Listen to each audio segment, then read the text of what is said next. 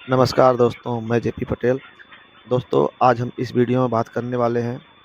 आज हम इस वीडियो में कई मुद्दों पे बात करेंगे, कई विषय पे बात करेंगे। जो विषय है हमारा बायोसिक्योरिटी क्या होता है, बैक्टीरिया क्या होता है और ठंड वाले मौसम में बैक्टीरिया ज़्यादा परेशान क्यों करता है, बैक्टीरिया से होने वाली बीमारियाँ क्या-क्या हैं, पोल्ट्री वर्ल्ड में हमारे जो बैक्टीरिया से क्या-क्या बीमारियाँ फैलती हैं और बायोसिक्योरिटी क्यों ज़रूरी होता है और लास्ट में हम बात करेंगे कि बैक्टीरिया को कैसे हम खत्म कर सकते हैं।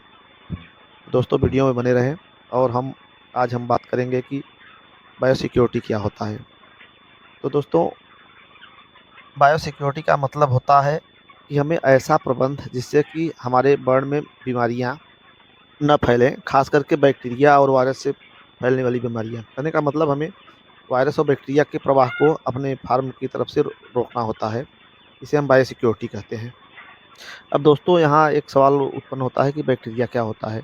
तो दोस्तों, बैक्टीरिया जो होता है, बैक्टीरिया एक कोशिकी सूक्ष्म जीव है जो नग्न आँखों से दिखाई नहीं देता और वह हमारे बर्ड के लिए काफ़ी हानिकारक होता है, क्योंकि कुछ बैक्टीरिया हमारे लिए लाभकारी बैक्टीरिया भी होते हैं, जैसे कि दूध से दही बनाने वाली बैक्टीरिया, एंटीबायोटिक दवाओं के उपयोग में लाने वाली बैक्टीरिया, जैव उर्वरक में इस्तेमाल की जाने वाली बैक्टीरिया जो लाभकारी बैक्टीरिया हैं।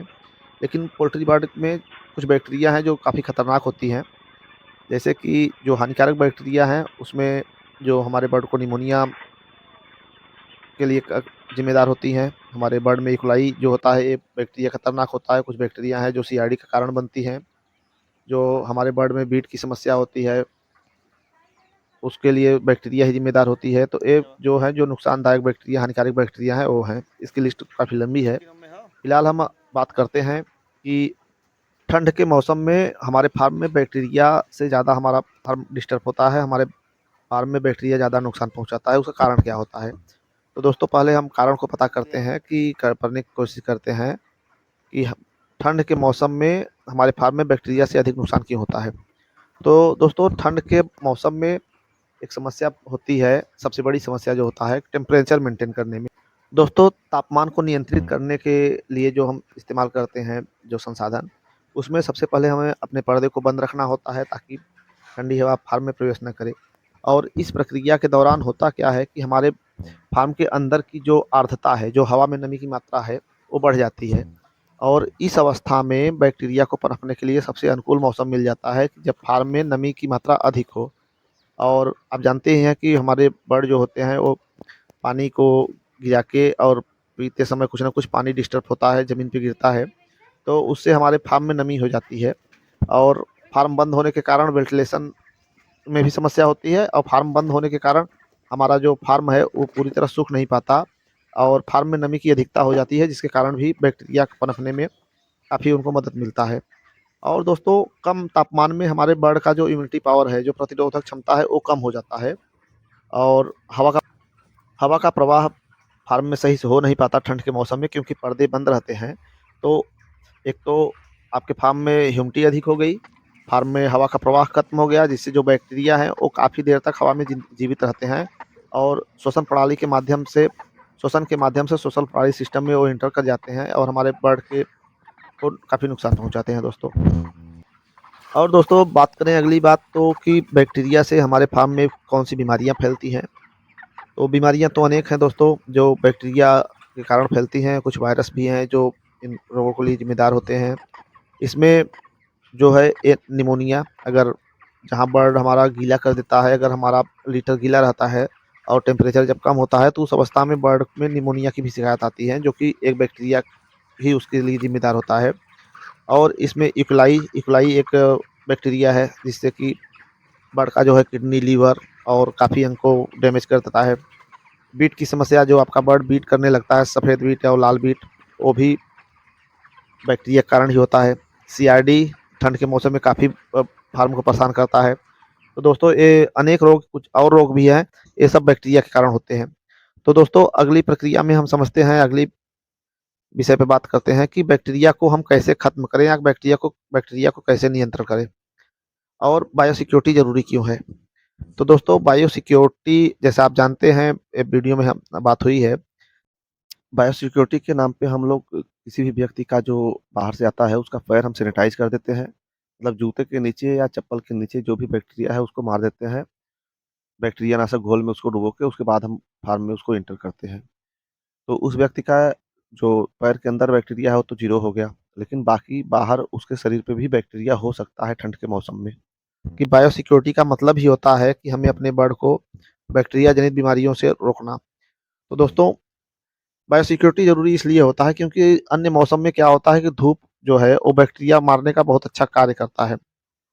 अगर आप धूप में बैक्टीरिया सर्वाइव नहीं कर पाता और कोई भी मेंबर, कोई भी आदमी, सुपरवाइज़र, कंपनी का जो भी सेल्समैन, फीडमैन, सेल करने वाले और जो भी व्यक्ति आपके फार्म में बाहर से आता है, तो धूप अधिक होने तीव्र होने के कारण उसका जो शरीर होता है वो जहाँ-जहाँ धूप लगता है तो वहाँ आपका सैनिटाइज़ हो जाता है। कहने का मतलब बैक्टीरिया वहाँ से खत्म होने का संभावना बहुत अधिक होता है।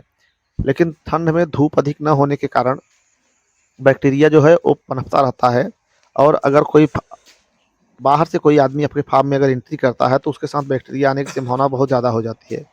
और फार्म के अंदर आपकी बैक्टीरिया अगर आ गई तो वहाँ से उचित माहौल आपके फार्म के अंदर होता है बैक्टीरिया को पनपने का।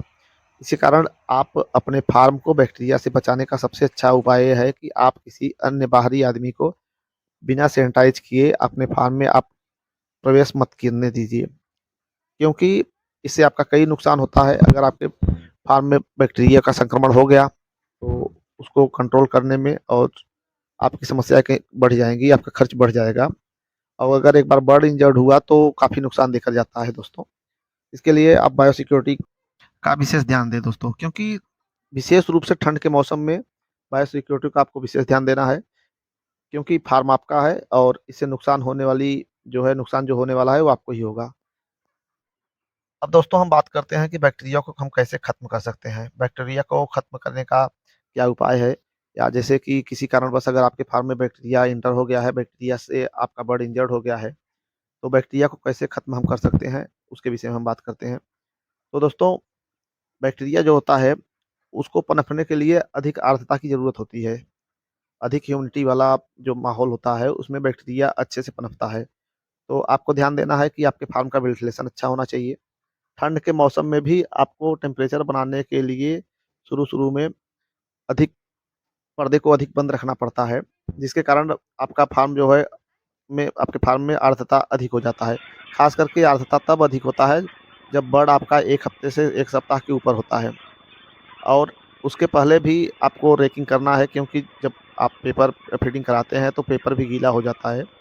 तो उस अवस्था में आपका जो लिटर जितना गीला रहेगा, आपके बर्ड को उतना ही परेशानी होगी, क्योंकि लीटर अगर गीला हो गया तो निश्चित रूप से बर्ड आपका उसी में बीट कर रहा है और लीटर गीला होने की अवस्था में आपके फार्म की आर्द्रता बढ़ जाती है। तो लीटर रेकिंग आपको ज़रूरी करना है और आपको ध्यान देना है कि आपके बर्ड जो फार्म की आर्द्रता है उसको नियंत्रित आप करके रखें। रात को आपका फार्म बंद रहता है, जब भी दिन में मौका मिले आप अपने फार्म का वेंटिलेशन ज़रूर कराएँ और फार्म में स्वच्छ हवा का प्रवाह करें। क्योंकि दोस्तों, अगर आपके फार्म में आर्द्रता कम रहेगा, अगर आर्द्रता कंट्रोल में रहेगी, ह्यूमिडिटी अगर कंट्रोल में रहेगी, तो संभावना अधिक है कि आपका फार्म बैक्टीरिया से बचा रहेगा दोस्तों। क्योंकि अधिक आर्द्रता बैक्टीरिया को पनपने के लिए अच्छा होता है, तो आपको आर्द्रता अधिक नहीं करना है, आर्द्रता को आपको अपने कंट्रोल में रखना है। साथ ही साथ आपके जो बर्तन है, आपके बर्ड के पीने का बर्तन है, ड्रिंकर है, उसकी सफाई आपको नियमित करना है।